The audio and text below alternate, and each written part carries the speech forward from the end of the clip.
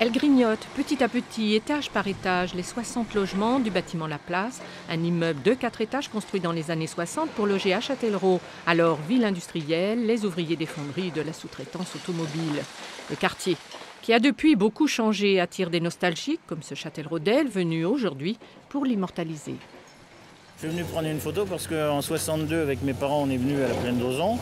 Et la plaine d'Auzon commençait juste à se faire.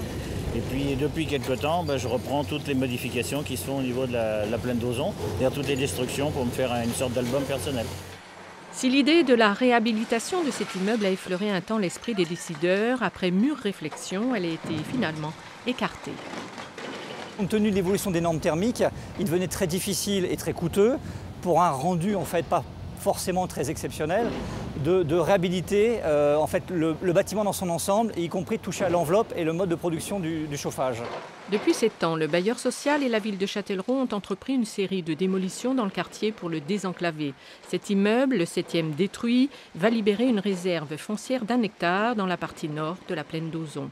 Le projet est d'en faire un espace vert et de recréer un lieu de convivialité comme il en existe déjà un dans la partie sud.